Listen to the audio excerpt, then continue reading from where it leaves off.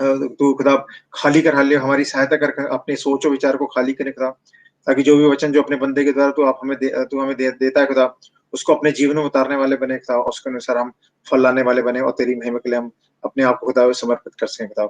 सारी आदर महिमा तुझे देते हैं खुदा, जो भी खुदा बोलने वाले और सुनने वाले सबके दिलों में और के तू काम करना खुदा, उनकी सोच और उनके विचारों को तू और उनके मन को खुदा तू खाली कर खुदा, ताकि जो वचन वो बोया जाए खुदा, वो फलवंत होने वाला हो सके और तेरे लिए खुदा हम फल लाने वाले बन सकें और तेरे को महिमा देने वाले बन सके खुदा। सारी आदर आदर और महिमा आपको देते हैं, आपके नाम से मांगते हैं। Amen. आमीन। So I'll just start, and thank you so much, Babu Bhai, for giving me the opportunity to speak. I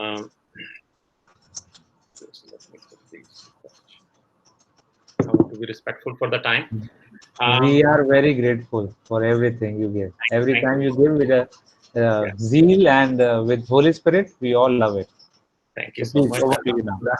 खुदा मेरे मुंह में शब्द रखे और मैं उनको बोल सकूं और वो हम सबके काम आ सके, ऐसी मेरी प्रार्थना है। आज का जो मैसेज मैं I want to keep it short and sweet, एक छोटा सा सुंदर मैं रखना की कोशिश करूंगा। मेरे मैसेज का सब्जेक्ट है फॉरगिवनेस। बीइंग ए क्रिश्चियन, हम फॉरगिवनेस को क्या समझते हैं और क्या हम उसे अपनी जिंदगी में उतारते हैं, और अगर नहीं उतारते तो हमें क्या करना चाहिए एक्चुअली, राइट? हमें क्या बाइबल से सीखने को मिलता है, और अगर हम बाइबल पढ़ते हैं तो क्या उसका 0.1% हम अपनी जिंदगी में उतारने की कोशिश करते हैं। फॉरगिवनेस क्या है? मेरे ख्याल से हिंदी में उसको बोलते हैं क्षमा करना, उर्दू में माफ करना। क्या है वो actually, like what is that? Forgiveness to me is the if you have a resentment to anyone or you have a vengeance to anyone, अगर आपसे किसी से बदला लेने की भावना है आपके मन में, या आपको किसी की बात बुरी लग जाए, तो आप बिल्कुल गुस्सैल हो जाते हैं, आपको एंगर आ जाता है और आप कुछ भी करने के लिए तैयार होते हैं। I want to teach a lesson. That's the spirit as a human आपके अंदर आने की कोशिश होती है कि मैं बताता हूँ इसको ये है क्या चीज, अपने आप को समझते क्या actually. That's a very normal human nature. अगर आप में और मुझ में वो भावना आती है तो वो कुछ गलत नहीं है, because it's very hormonal, emotional and very natural actually. But अपनी उन भावनाओं को, अपनी इमोशंस को अगर आप साइड रख के फॉर अ मिनट, अगर आप ये सोचते हैं कि if I am a Christian, what I learn from Jesus actually, right? He has been gone through so many problems, like कदम कदम पे, and he is teaching us to forgive others. हम हम प्रेयर में भी ये बोलते हैं कि जिस तरह हम अपने दूसरों को माफ करते हैं, तू भी हमें माफ करना। But do we do that? क्या हम अपने दूसरों को माफ करते हैं? क्या हम करते हैं ऐसा? अगर नहीं करते तो हमें क्या कोशिश करनी चाहिए कि हम वैसा कर सकें एक्चुअली। सिर्फ बाइबल पढ़ने से या प्रेयर करने से तो हम फॉरगिवनेस हमारी लाइफ में आने वाली नहीं है एक्चुअली, राइट? उन चीजों को पढ़ के अपनी जिंदगी में हमें उतारने की कोशिश भी करनी चाहिए। So that's the message, and I want to make sure, I hope I will not point out to anybody, and I will not be pointing out to anybody, and if anybody's feelings get hurt, my disclaimer to that, I'm just talking in general, not to hurt anybody's feeling actually. So forgive me if anybody feels that I'm pointing out to anybody, no matter what, because I'll be the first sinner. अगर मैं ये वाली बात करूं तो मैं खुद सबसे बड़ा sinner Hunga actually. The message which I want to say actually, like कि हम जब मैंने बोला कि forgiveness actually, like it's a resentment or it's a vengeance, a feeling which is very high in us, and we take those feeling inside us and we try to exit out to others actually, right? What does a New Testament and what does the Old Testament teaches us in about those feelings actually, right? I want somebody to read Mark 11-25. I have it open, or somebody can read it. Please read it. Mark 11:25.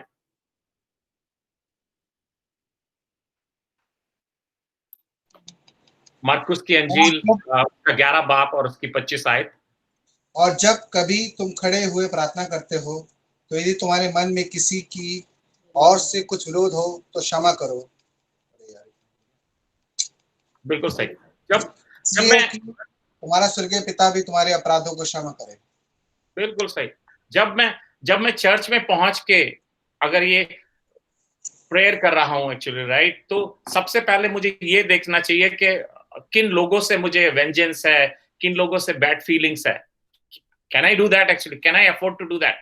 Because if I do that, मैंने भी जिंदगी में 1000 गलतियां की हुई हैं, and I expect God to forgive me, right? मैं खड़ा होकर हमेशा, खुदा मुझे माफ करना यार, प्लीज मुझसे क्या गलत हो गया. Before I do that, the God is telling me, Jesus is telling me, पहले उनको माफ कर जिनके अगेंस्ट तू ये सोचता है कि उन्होंने क्या तेरे लिए कर दिया. If I cannot do that, there's no point standing in a church on Sunday and asking me, forgive me Jesus. और जाके आप कन्फेशन बॉक्स में जाके पैर नील करके बैठ जाएं और कहें कि मैंने इतनी इतनी बड़ी गलतियां की हैं, please like you no forgive me. आप पहले ये कोशिश कीजिए कि आप उनको माफ कीजिए जिनके अगेंस्ट आप फीलिंग रखते हैं. That's the first thing. And then second thing, I want somebody to read again the Luke 6:37. लूका की अंजील, उसका 6 बाब और उसकी 37 आयत. जॉनथन पढ़ रहे हैं अभी 37.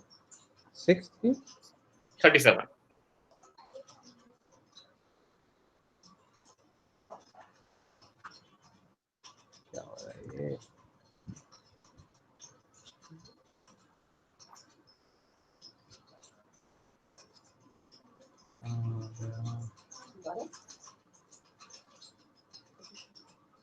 हाँ एक सेकंड, वो हमने निकाल दिया था वो माइक्रो बटन 37. कोई और पढ़ेगा क्योंकि सिस्टम बार बार रूट हो रहा है. हाँ प्लीज. दोष मत लगाओ तो तुम पर भी दोष नहीं लगाया जाएगा, तो दोषी ना ठहराओ तो तुम भी दोषी नहीं ठहराए जाओगे, क्षमा करो तो तुम भी क्षमा किए जाओगे. Thank you, Vinitha. Thank you for reading. Here itself is like, you know, this is the TV. Don't blame others. अगर तुम दूसरों पे लगाओगे तो तुम पे भी लगाया जाएगा. तुम दूसरों को क्षमा करोगे तो खुदा तुमको भी क्षमा करेगा. This is very like, how I don't know how clear God can be then this actually, right? It is very emphatical and clear कि तुम दूसरों को क्षमा करो, तुम्हें भी किया जाएगा. एक्चुअली आप एक्सपेक्ट करते हो मैं गलती करता रहा हूं और मेरी सारी गलतियां माफ होती रहे. ऐसा कभी होता है? नहीं होता. At least my time of school, when not today, the whole Indian school system has been changed where the kids have not been touched. When I was studying in a school, एक गलती होते साथ ही डंडा पड़ता था. Like, you know, teacher used to hit so hard, and my principal, like, you know, was principal office के सामने खड़ा कर देता था पूरा दिन. Actually those time has changed in India, but I remember those days. एक small mistake, actually one small mistake, that used to be the like, you know, irony in the school. I'm just telling that your teacher who is building you, वो तुम्हारे जो character को build करता था उस जमाने में, they used to be that harsh actually. खुदा तो तुम्हारे लिए सब कुछ बना रहा है, तुम्हारी जिंदगी, तुम्हारी सांसों, हर चीज का खालिक मालिक है. उसके आगे तुम गलती करो और माफी ना मांगो तो सोचो खुदा कितना बड़ा है कि वो तुम्हें माफ करता चला जा रहा. मैं इतना बड़ा हो गया एक्चुअली. लाइक, यू नो, एक ना एक दिन तो उसको गुस्सा आएगा ही ना कि तुमको मैं समझा के थक गया कि गलती मत करो, और अगर तुम गलती करते हो तो क्षमा मांगो और माफ करो. I want to, like, you know, to read who was trying to read actually, like, you know, John 6 का ही, just read 6 का 27. Luke 6 का 27. जॉनथन पढ़ रहे हैं. लूक या जॉन? No, Luke 6:27. परंतु मैं तुम सुनने वालों से कहता हूँ कि अपने शत्रुओं से प्रेम रखो, जो तुमसे बैर करे उनका भला करो. Amen. Very, very strong words and very difficult to obey too. I agree actually. I'm not disagreeing on that. किसी के लिए भी बहुत, कि कोई तुम्हारे लिए बुरा करे और तुम उसको, like, you know, भला करने जाओ, बहुत डिफिकल्ट है इस वर्ड्स को पढ़ना और अपनी जिंदगी में उतारना. बट एटलीस्ट कम से कम ये तो मैं भला नहीं कर सकता तो मैं ये तो कोशिश करूंगा कि मैं किसी के लिए बैर ना करूं एक्चुअली, राइट? अगर उसने कर भी दिया मेरे अगेंस्ट बैर तो ठीक है, दैट उसकी एग्जिस्टेंस है, उसकी पर्सनालिटी है, उसकी थॉट्स है. बट मैं तो एज ए ट्रू क्रिश्चियंस यही फॉलो करूं ना कि मैं अगर वो मुझसे बैर रखता तो रखे, ये उसकी मर्जी है. मैं तो अच्छा ही रहने की कोशिश कर सकता हूँ ना, कि ठीक है भाई तू मुझसे नाराज है, I am so sorry, I'm sorry actually, like I will just swallow the ego actually, right? If he cannot, then I will definitely try to swallow the ego and I say and move on actually. मैं ऐसे ऐसे लोगों को जानता हूं, मैं I'm trying to tell you that and please again judge me. एक Chicago land में जहां हम रहते हैं, हमारे घर के पास 5 इंडियन चर्च हैं जो हिंदी स्पीकिंग है, जिनमें हिंदी और उर्दू में प्रेयर हो। और वहां के एक पादरी साहब एक दिन हमारे घर पे आया, वो बैठे हुए थे और उन्होंने मेरा ऐसे इंटरोगेशन लेना चालू कर दिया कि तुम यहाँ पे अमेरिका कैसे आए, तुम्हारी तो कोई फैमिली भी नहीं है, how did you reach actually, right? तो फिर मैं उनको बताने लगा ऐसे ऐसे मैं काम करता था और मैं इस तरह मेरे को वीजा मिला और मैं ऐसे यहाँ पे आ गया। तो फिर मैंने उनसे पूछा कि आप कैसे आए यहाँ पे, हाउ डिड यू रीच? और आज से 30 इयर्स बैक अमेरिका में ऐसा होता था कि अगर आपके किसी रिलेटिव को ग्रीन कार्ड मिल जाए तो विद इन 6 मंथ में आपके ब्लड रिलेटिव को ग्रीन कार्ड मिल जाता था actually. That used to be the in America में 30 इयर्स पहले ऐसा होता था।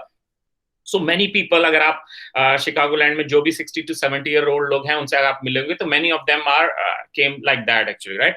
And some of them used to work in hospital industry, वो उसमें जॉब करते थे, उसकी तरह उनकी फैमिली। तो मैंने उनसे पूछा कि और वो चर्च के पादरी थे, I just want to be clear, he was a reverend in here in Hindi speaking church. तो मैंने उनसे पूछा कि आप कैसे आए यहाँ पे? तो उन्होंने बोला कि मेरी सिस्टर जो थी वो she is a nurse and she came 30-35 years back, और फिर उन्होंने मुझे स्पॉन्सर किया था तो मैं आ गया। तो मैंने उनसे बोला अच्छा पंत साहब, लेकिन मैंने आपकी सिस्टर को आज तक कभी चर्च में देखा नहीं।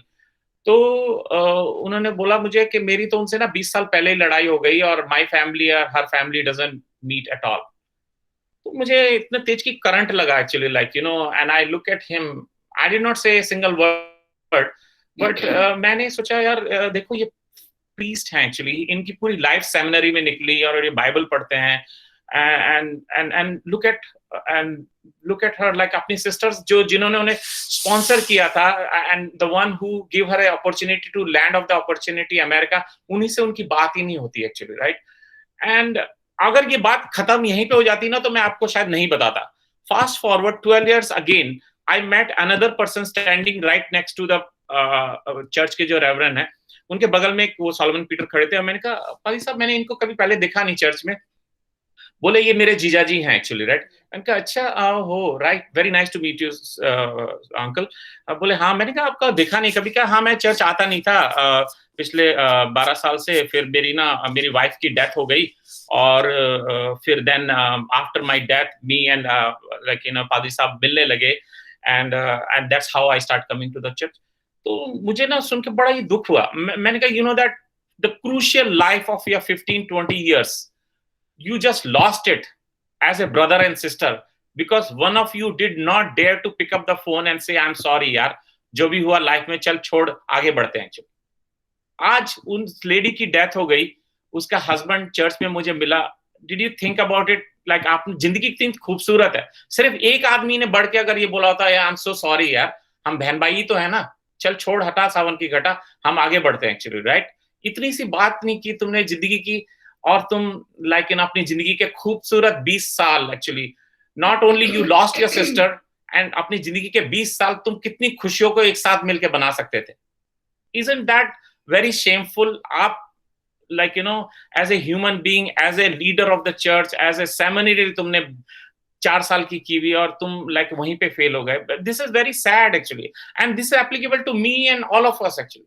कहीं कभी कभी जिंदगी में हम ना अपनी ईगो को लेके, अपने अहंकार को लेके इतने बड़े हो जाते हैं ना कि किसी आदमी को सॉरी कहना ना हमारे लिए बड़ा मुश्किल हो जाता है। और एक वो simple sorry can break the ice and can change your entire life. हो सकता है वो सॉरी कह के आप छोटे हो जाए उस वक्त, हु केयर्स, क्या फर्क पड़ता है एक्चुअली? लाइक खुदा को तो मुंह दिखाना ना, let that person to be big actually, उस आदमी को बड़ा रहने दीजिए। कहिए आई एम सॉरी जॉन भाई, मुझसे गलती हो गई, आगे से नहीं बोलूंगा एक्चुअली, राइट? अगर मेरी बात आपको बुरी लग गई, आई एम सो सॉरी।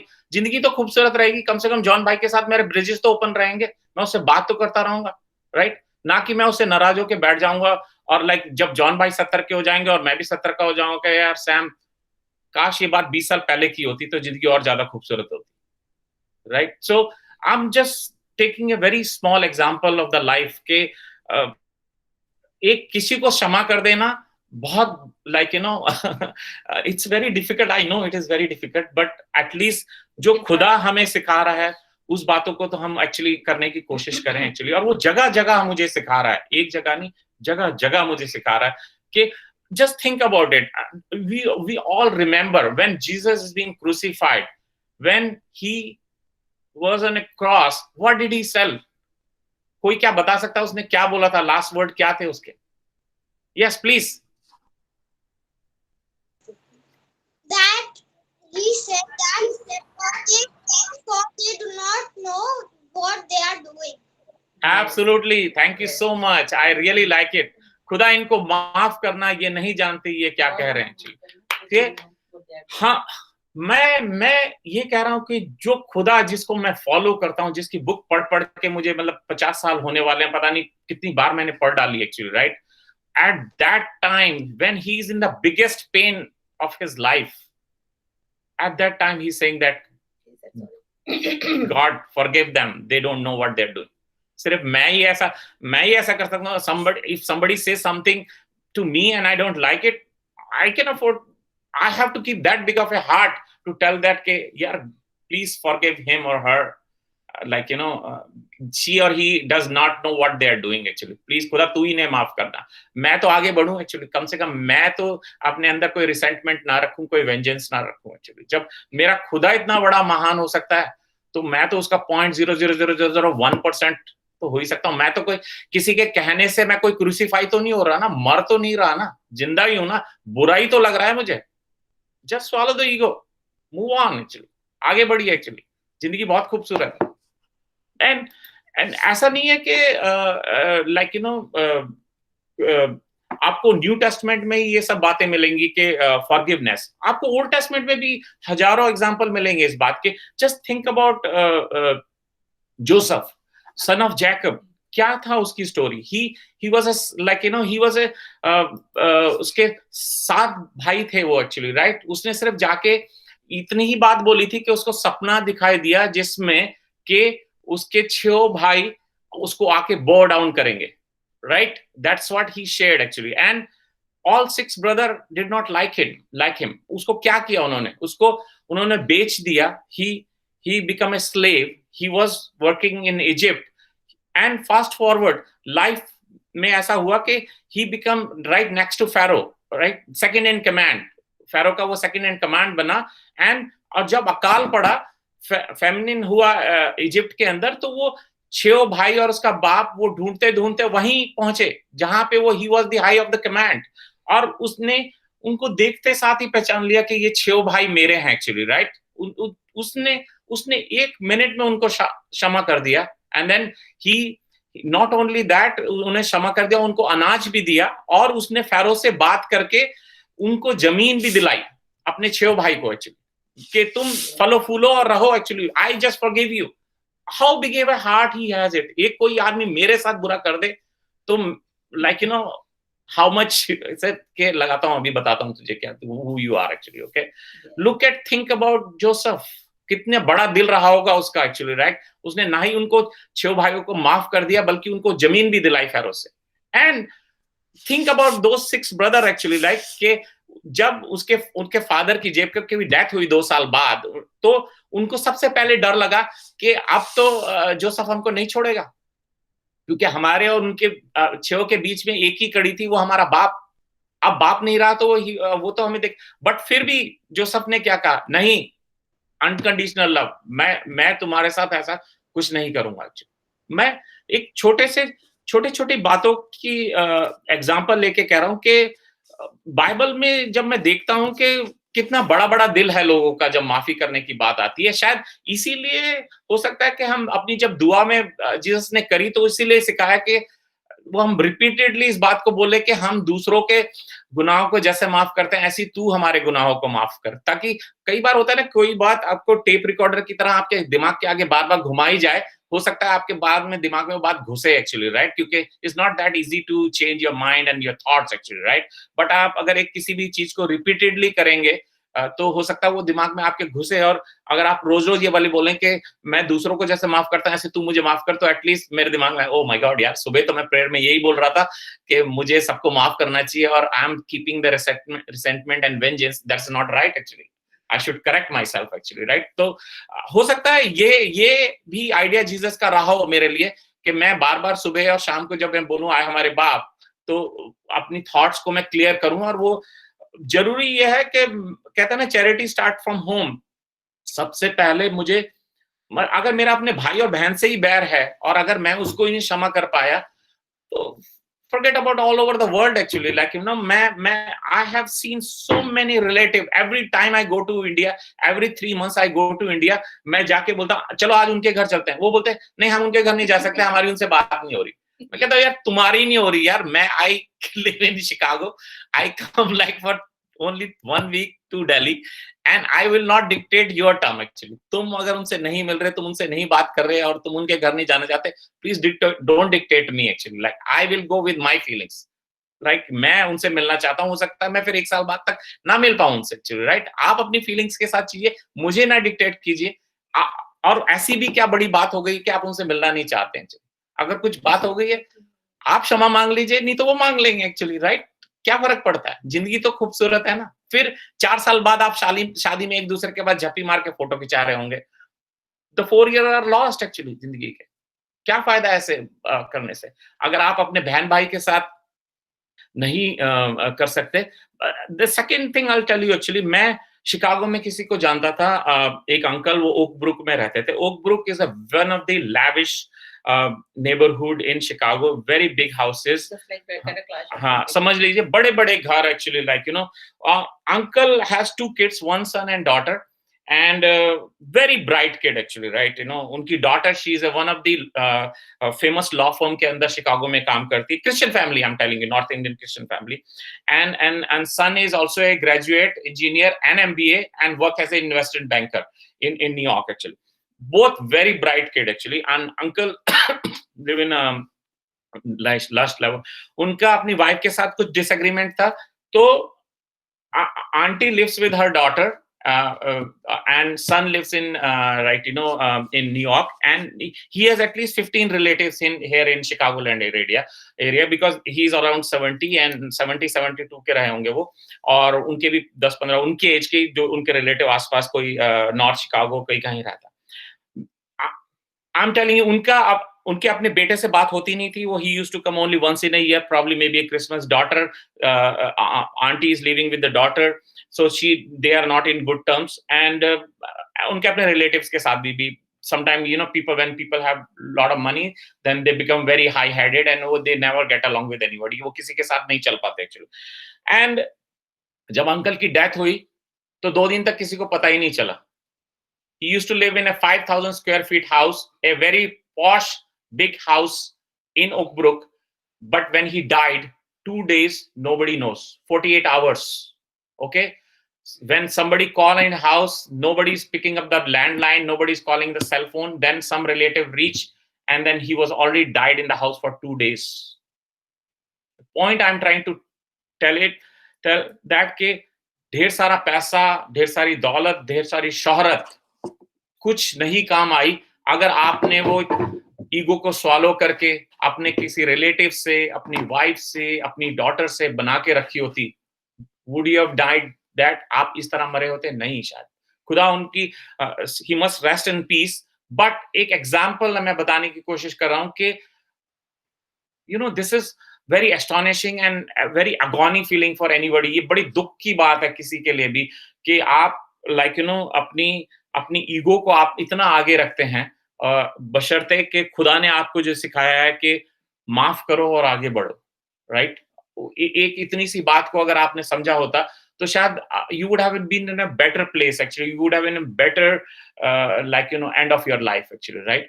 एक इतनी सी बात को समझना शायद मेरे लिए और हम सबके लिए बड़ा सा मुश्किल काम है। Point I am trying to tell it that के अगर मेरा अपने किसी भाई से, अपने दोस्त से, अपनी वाइफ से, अपने किसी रिश्तेदार से कुछ भी है, whatever it may be, 1 minute छोटा हो जाने में मुझे कोई परेशानी नहीं होनी चाहिए actually, right.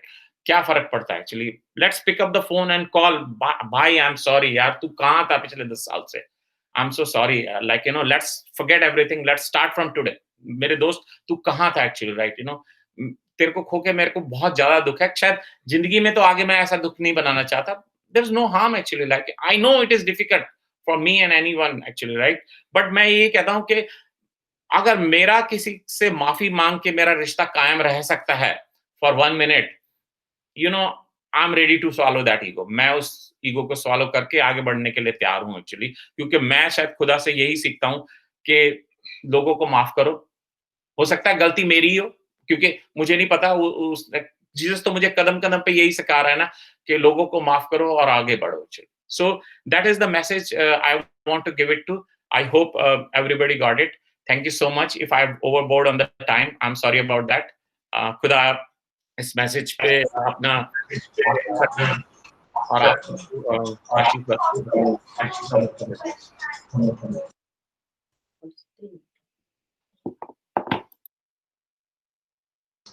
Thank you so much. बहुत ही अच्छा मैसेज था, and yes, I am giving from my self that nobody has taken it personally, and it is नहीं, देखो आपने जो बातें बोली है वो बहुत ही इंपॉर्टेंट है। अच्छा, अब पहले हम लोग प्रेयर कराएंगे, फिर उसके बाद will have a discussion on this. और मामी आप प्लीज हमें प्रेयर में लीड करें, मामू हमें बेनेडिक्शन दें, फिर उसके बाद हम लोग डिस्कस करेंगे। और हाँ, यस, अगर हम सब ये चाहते हैं कि हमने जाने अनजाने किसी का दिल दुखाया है, तो सबके लिए माफी मांगते हुए प्रार्थना करेंगे। चलिए, आज का बहुत अच्छा मैसेज मिला है, और हम सबको इस मैसेज को जीवन में सिर्फ सुन के नहीं छोड़ना है। सारे लोग सुन रहे हैं मेरी आवाज को, तो प्लीज मैं सबसे यही कहना चाहूंगी, सब बच्चों से, कि सुनकर नहीं छोड़िए, इसको इस्तेमाल भी कीजिए, और अपने साथ बैठे छोटे बच्चों को भी अच्छी तरह ये बात समझाइए। वैसे तो आप लोग सब जानते हैं कि आप बच्चों को हर समय गलती पे बोलते हैं, सॉरी बोल बेटा, लेकिन खुद भी सॉरी बोलना सीखना है हम लोगों ने। ओके, चलिए अब हम प्रार्थना करते हैं, और ये भी चीज को खुदा के आगे रखते हैं कि खुदा में इस चीज को भी बोलने की तौफीक दे कि हम सब अपनी गलती को मानना सीख सकें।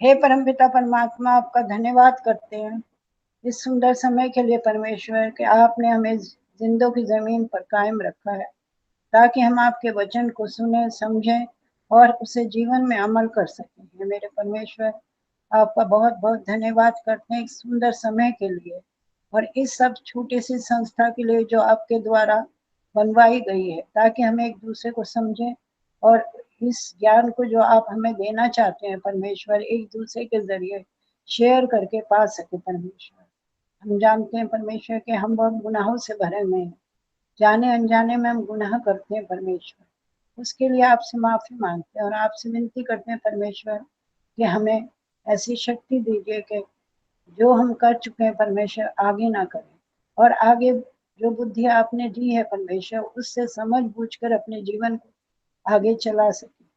और आपसे विनती करते हैं परमेश्वर, इस समय जितने भी बच्चे हमारे बीच में बैठे हैं, बड़े बैठे हैं परमेश्वर, उन सबको अपनी बुद्धि से मालामाल कीजिए, क्योंकि जब आप बुद्धि देते हैं तो उनमें ज्ञान और समझ उत्पन्न होता है, और ज्ञान और समझ आपके लिए आगे बढ़ सके, आपके नाम को, आपकी महिमा को आगे बढ़ाने के लिए वो इस्तेमाल कर सके। और आपसे विनती करती हूँ परमेश्वर, सब परिवारों के लिए कि किसी के घर में कोई भी परेशानी है, किसी भी रूप की परेशानी क्यों ना हो परमेश्वर, आप जानने वाले हैं, आप जानते हैं। ये प्रभु हर घर की परेशानी को, सामाजिक आर्थिक जो भी तरह की हो प्रभु, उसे दूर कीजिए। इन छोटे छोटे बच्चों के साथ होइए परमेश्वर, जिस तरह ये बढ़ते चले जाते हैं आयु में परमेश्वर, इन पर अपनी दया दृष्टि रखिए, इन पर अपना अनुग्रह रखिए, ताकि यह आपके ज्ञान को अब जबकि बचपन से समझ रहे हैं और अच्छी तरह समझ सकें, और जहाँ भी जाएं, जिस भी फील्ड में जाते हैं परमेश्वर, उस फील्ड में आपकी महिमा करने योग्य बन जाए परमेश्वर। इनके साथ इनकी मदद कर, और हमें अपने वचन से भरपूर कर, और जब जब हम बैठते हैं परमेश्वर, इस प्यार को, जिस प्यार हमारे बीच में आपने दिखाया है, बताया है, उस प्यार को कभी खत्म ना होने दे परमेश्वर। इस जीवन में सबसे बड़ी चीज जो आपने हमारे बीच में दी है, ढाई अक्षर प्रेम के परमेश्वर, इसको हम जिंदगी में कभी ना भूलें, क्योंकि आपने हमारे प्रेम के कारण ही प्रभु आपने अपने आप को सलीब की मौत स्वीकार करी, ताकि आप हमसे प्रेम करते थे और उसी प्रेम को परमेश्वर हमारे अंदर पैदा कीजिए। हम इंसान हैं, हम कदम कदम पे गलती करते हैं, हम भूल जाते हैं कि आपने क्या किया और क्या हमें करना है। ये मेरे परमेश्वर होने दीजिए कि हमें इतनी समझ दीजिए कि आपके बताए हुए वचनों को चल सके और आपकी दी हुई आज्ञाओं का पालन कर सके, और हमारे साथ रहिए और जो भी वचन पढ़ा है परमेश्वर उसे जीवन में अमल करने की शक्ति दीजिए। हमारी इस छोटी सी प्रार्थना को सुनिए और कबूल कीजिए, आपके पवित्र नाम में होकर मांगते हैं, आमीन। खुदा मसीह का फजल, खुदा बाप की मोहब्बत, पाक रूह की रिफाकत अब से लेके सारे बच्चों, बुजुर्गों और संसार के सारे विश्वासी ईमानदारों और प्रचारकों पर सदा बनी रहे, आमीन। बहुत अच्छा सब्जेक्ट था। हार्डन का बहुत अच्छा बरकत दे। मैं एक कहना चाहूँगा, आवाज आ रही है? हाँ, आ रही है। अच्छा,